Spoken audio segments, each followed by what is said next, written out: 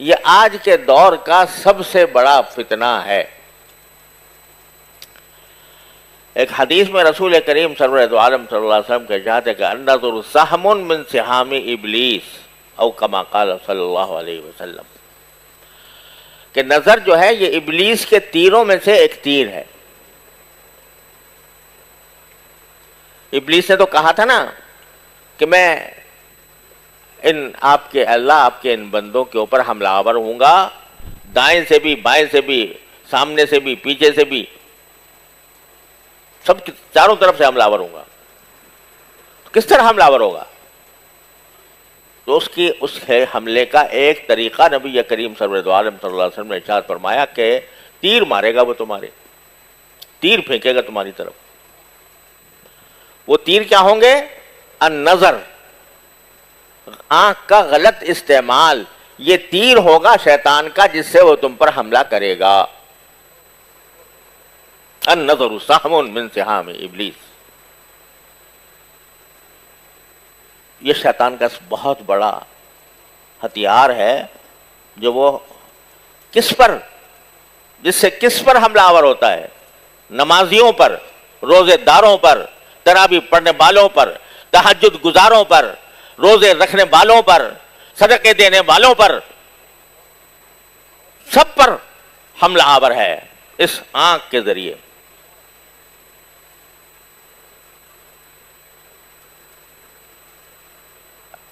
ایک تو ماحول ایسا پیدا کر دیا ہے اس نے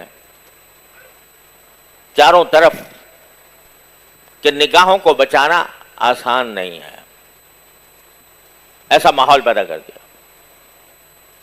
بے پردگی کا سیلاب ہے، دن بدن کپڑے اتر رہے ہیں، اور یہ جذبہ پیدا کیا جا رہا ہے عورتوں کے اندر کہ وہ جتنی بے حجاب ہوں گی، جتنے بے پردہ ہوں گی، اتنے ہی ماڈرن سمجھی جائیں گی، اتنا ہی ان کو فیشنیبل سمجھا جائے گا۔ اور آپ چاہے جتنی بھی بے پردگی اور بے حجابی اور عریانی اور فحاشی اس کے اوپر لعنتیں بھیجتے رہیں، ہزار ان کی مذمتیں کرتے رہیں، لیکن سوال یہ ہے کہ جب نظروں کے سامنے آ رہا ہے پھر نظر جھکا رہے ہو یا نہیں جھکا رہے؟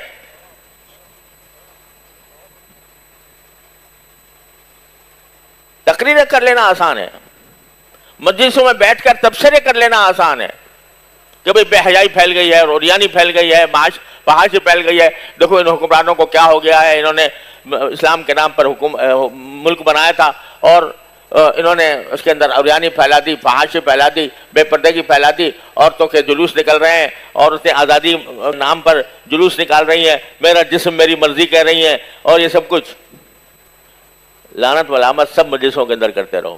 لیکن ایک عورت آ کے سامنے کھڑی ہو جائے تو آنکھ جھکائی تم نے کہ نہیں جھکائی؟ پھر تم نے اپنے آپ کو بچایا کہ نہیں بچایا؟ اگر نہیں بچایا تو زبان سے کہہ رہے ہو کہ یہ غلط ہو رہا ہے، زبان سے کہہ رہے ہو کہ یہ برائی ہو رہی ہے، دل میں برائی نہیں ہے۔ اگر دل میں برائی ہوتی تو تمہاری آنکھ پڑھ نہیں سکتی تھی کسی غیر محرم کے اوپر۔ تو زبان سے کچھ کہتے ہو اور عمل کچھ اور ہے۔ اگر یہ اپنی خود حفاظت نہیں کر سکتے، قرآن کہتا ہے قُلْ لِلْمُؤْمِنِينَ يَغُضُّوا مِنْ أَبْصَارِهِمْ وَيَحْفَظُوا فُرُوجَهُمْ، سارے مومنوں سے کہہ دو کہ اپنی آنکھیں نیچی رکھا کریں اور اپنی شرمگاہوں کی حفاظت کریں۔ يَغُضُّوا مِنْ أَبْصَارِهِمْ وَيَحْفَظُوا فُرُوجَهُمْ وَقُلْ لِلْمُؤْمِنَاتِ يَغْضُضْنَ مِنْ أَبْصَارِهِنَّ وَيَحْفَظْنَ فُرُوجَهُنَّ۔ رات ہی ایک حدیث پڑھ رہا تھا، اس میں ایک خاتون نبی کریم صلی اللہ علیہ وسلم کی خدمت میں حاضر ہوئی کچھ مسئلہ پوچھنے کے لیے۔ چہرے پر نقاب نہیں تھا، چہرے پر نقاب نہیں تھا۔ آپ نے مسئلے کا جواب دیا تو پہلے ہاتھ ایسے کر لیا اپنے آنکھوں کے سامنے، اپنے آنکھوں کے سامنے ہاتھ اس طرح کر لیا تاکہ اس کی صورت نظر نہ آئے۔ تو قُلْ لِلْمُؤْمِنِينَ يَغُضُّوا مِنْ أَبْصَارِهِمْ، مومنین سے کہہ دو کہ اپنی آنکھیں نیچی کریں، اور ساری ملامت انہی کو کرو گے جو عریانی فحاشی پھیلا رہے ہیں. تم خود کیا کر رہے ہو؟ جب کوئی عریانی کی چیز سامنے آتی ہے، فحاشی کی چیز سامنے آتی ہے، تمہاری نظریں جھکتی ہیں کہ نہیں جھکتی؟ اس کا جائزہ لو. تو آج یہاں رمضان میں دعا کرو، یا اللہ ہماری نگاہوں کی حفاظت فرما، یس ابلیس کے ان تیروں سے ہماری حفاظت فرما. نگاہ کو عفت عطا فرما، عصمت عطا فرما، حفاظت عطا فرما. یہ مانگو. آج ہر ایک کے ہاتھ میں وہ موبائل ہے اور اس میں سب خباثتیں بھری ہوئی ہیں. اچھے خاصے پڑھے لکھے اہل علم، اہل صلاح و تقوی، بزرگوں کی صحبت میں بیٹھنے والے، بزرگوں سے استفادہ کرنے والے، نمازوں کے اندر حاضر باش، جب خلوت میں وہ سامنے آتا ہے اس وقت میں بھی نگاہوں کو بچاتے ہو کہ نہیں بچاتے؟ اس کا جائزہ تو لے کر دیکھو. اور اگر جائزہ لے کر دیکھو گے تو اگر اس وقت بھی اس گناہ سے نفرت پیدا نہ ہوئی تو اس کا معنی یہ کہ کچھ سیکھا نہیں نفلی عبادتوں میں تم نے.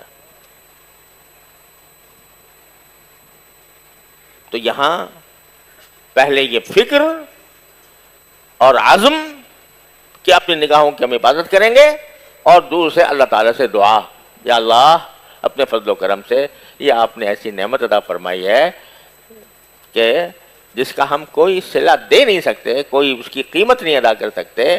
ایسی نعمت آپ نے آنکھ کی عطا فرما دی ہے. اے اللہ یہ آپ کی دی ہوئی سرکاری مشین ہے، اس کو آپ کی معصیت میں استعمال کرنے سے بچا لیجیے.